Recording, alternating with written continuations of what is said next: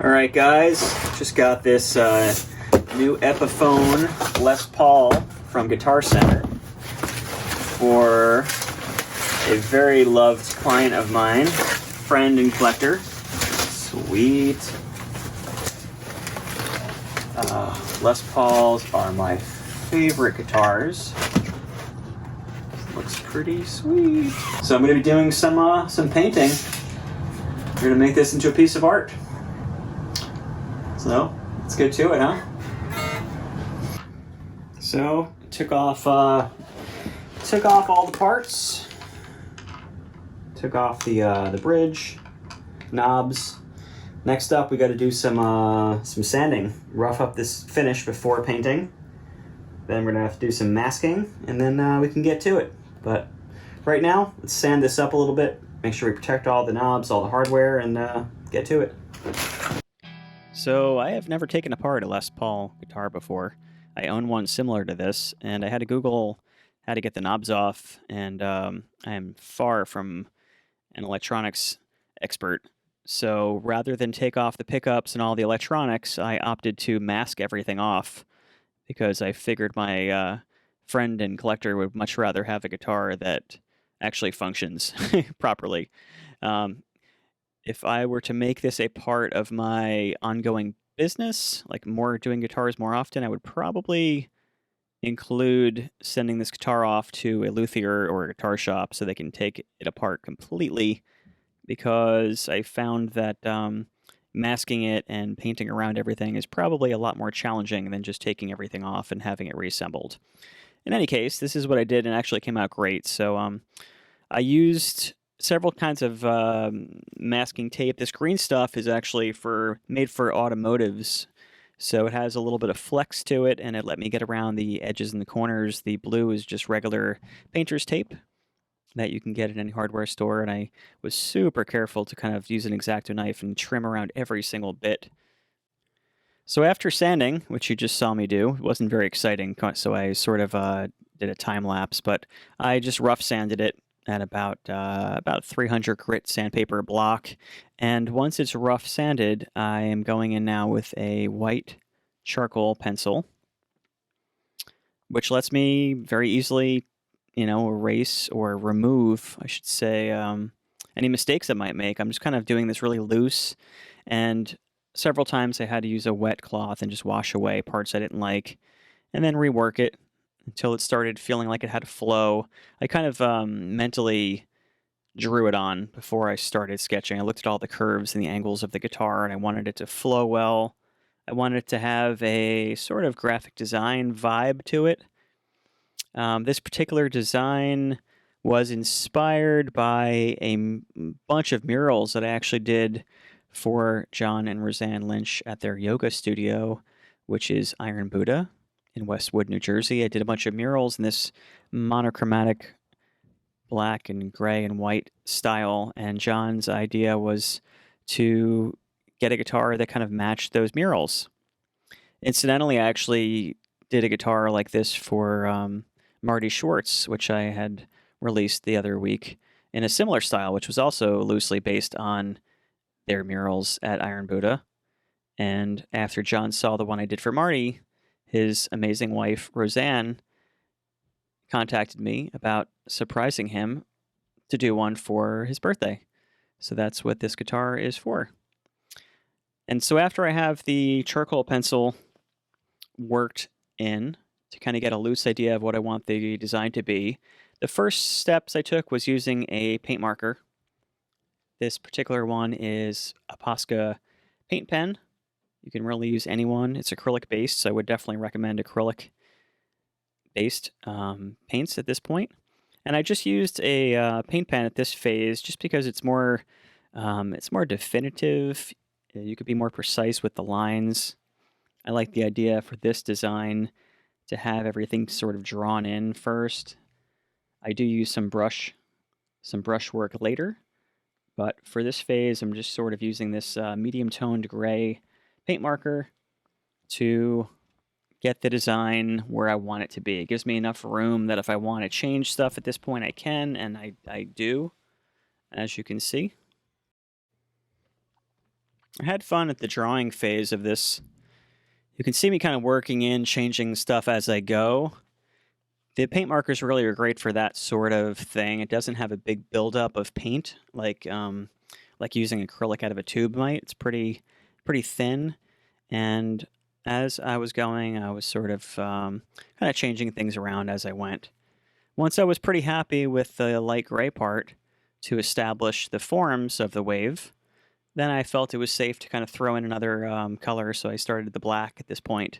I really wanted to get the black and white compositional balance right before I brought in any other shades of gray. It is a monochromatic piece, and so what I did is I basically wanted to get the darks set up properly, get the medium toned grays where I want them to be, get those sort of balanced out before I even brought in lighter color or any white, because the white is going to be more of a highlighting, more of a finishing tone for this piece.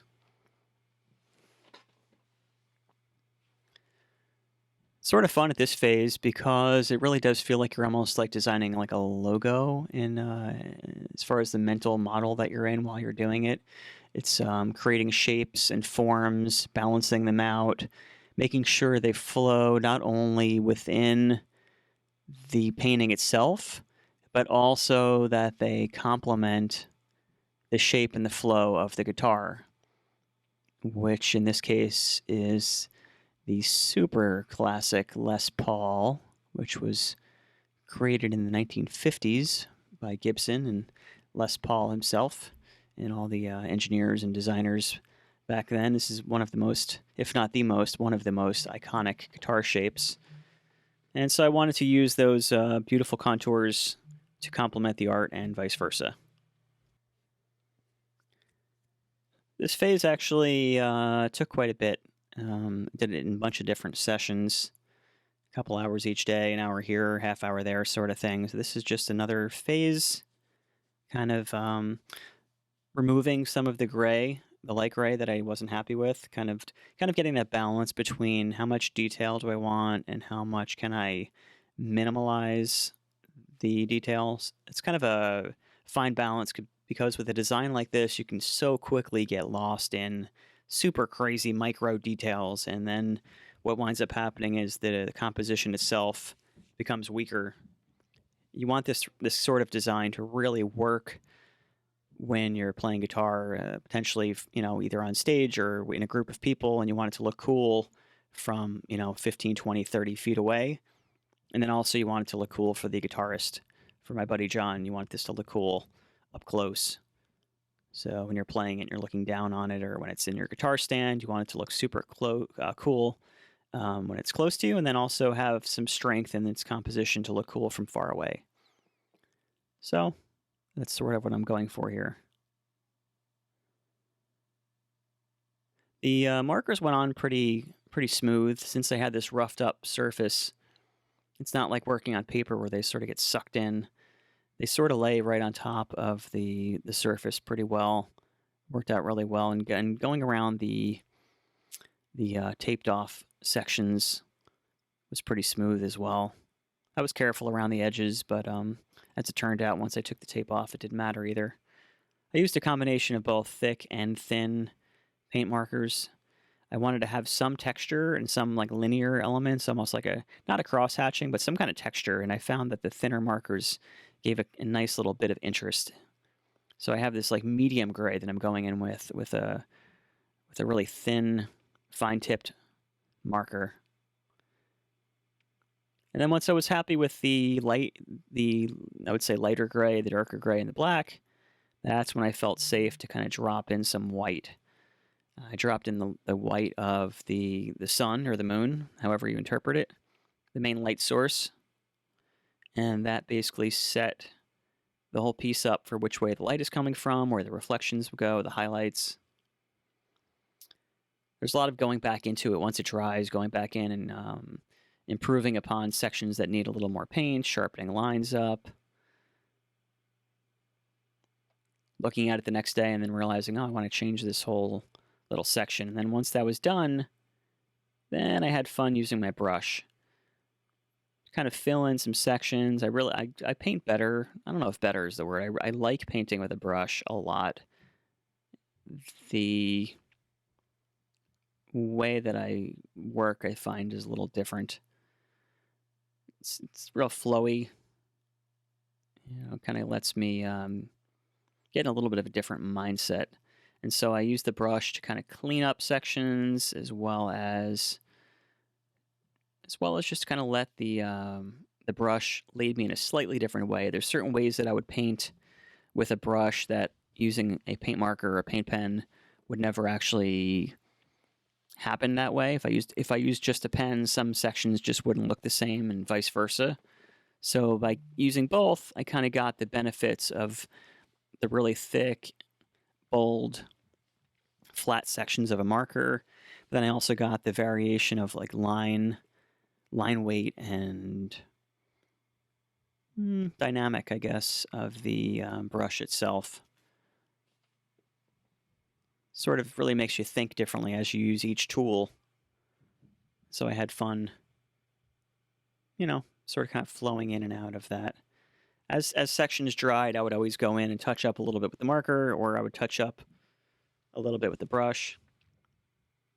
You might have just seen there, I kind of just changed the direction of the wave with the brush, just threw in a little contour, and that sort of changes the direction of all the lines.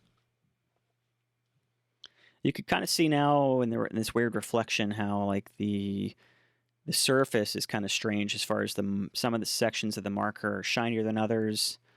I used different brands of markers, so some of that was a little different. That stuff I cleaned up as I went in with the brush. The brush and the inks I used, or I should say the acrylic paints that I used with the brush, filled in and flattened out a lot of the sections.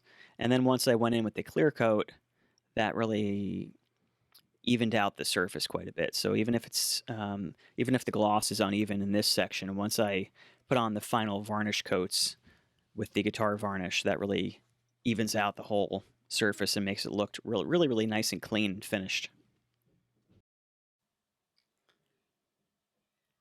So the next day I went in after everything dried. I took some black and white liquid acrylic from Golden, mixed up a color that was very comparable to what I had on there from the marker, and I'm adding really subtle gradations and little variations in the monochromatic layout or colors, just to kind of give a little more interest rather than just 3 or 4 colors or 3 or 4 tones in this case. I added some kind of subtle, smoother edges and little variation in the tone. Kind of makes it look more like a painting and less like just a drawing.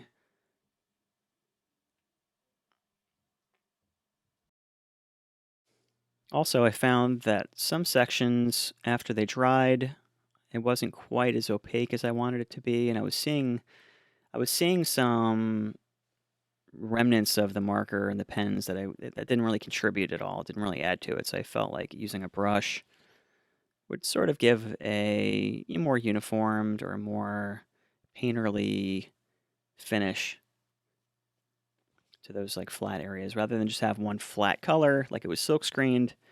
It made it look more like a painting, which is really what I was going for.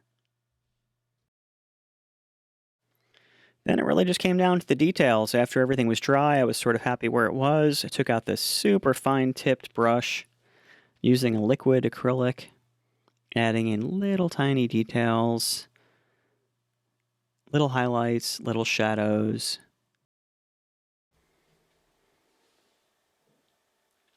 I love these little last touches. It's sort of what makes it look, I think, gives it that extra professional look. I think these sort of things are something that could easily be overdone and probably equally could be underdone. A lot of artists skip some of these last little bits of detail, and depending on the style of work you're working on, it's not always necessary. However, for this particular guitar, I felt that it really was worth the effort. It kind of really gave it a nice finished look.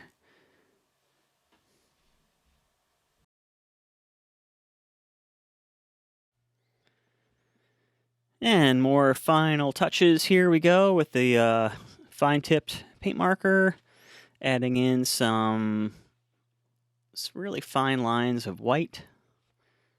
Just kind of polishing things up again. This piece took a lot longer than I thought. It's a simple design, but had a lot of, took probably at least a week to work on. And so finally I get to the point where we sign it, and at this point I have to let it dry completely. Let it dry a few days before going into the varnish.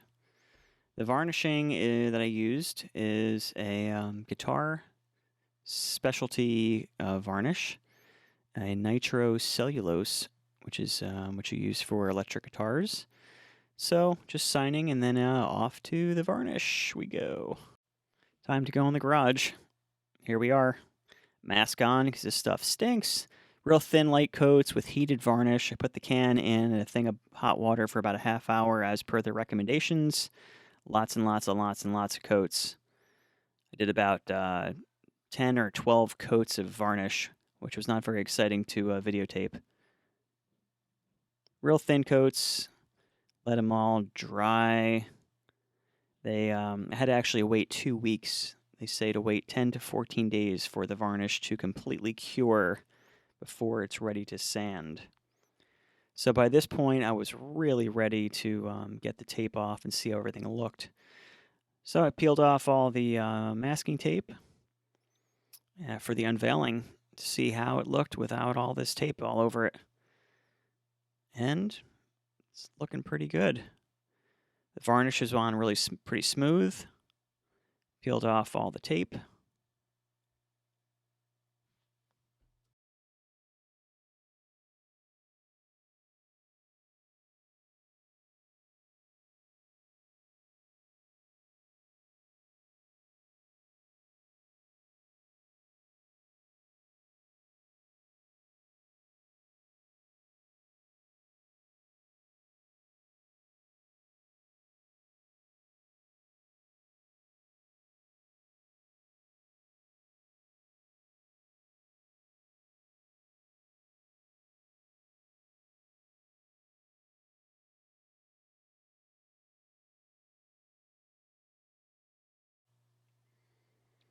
Not the most exciting process to watch, so I'll just give you some pointers instead as I'm doing this.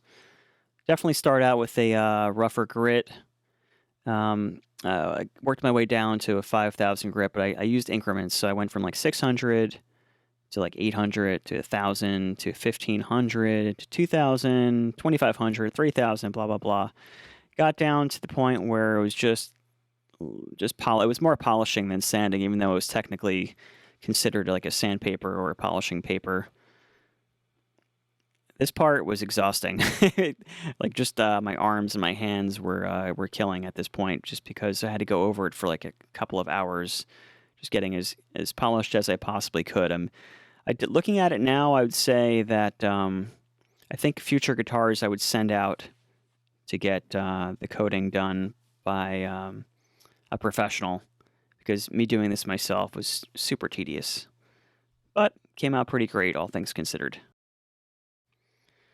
I was super happy and relieved to get to the point where I could just take this tape off.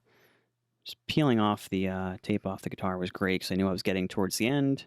It's time to kind of do the last polishing, do some reassembly. This felt good. Got some swirl remover and some professional wax from the automotive store, and this was very satisfying. This felt good. Finally get the wax on there, polish this puppy up, buff it to a shine.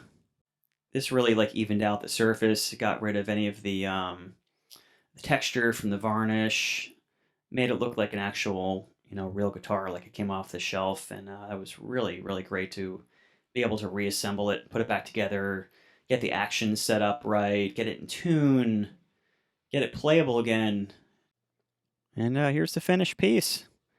Took quite a while. It was a tedious project, but I really love how it came out. I'd love to know what you guys think. So John and Roseanne came by to pick it up. He loved it. It was an amazing reaction. I wish I got it on video, but I got the nicest text messages afterwards with some photos. Here's one that John sent me. Really loved knowing that he loved it and he was happy. It made all the work worth it. Of course, I didn't let the guitar out of my studio until I got to plug it in a little bit.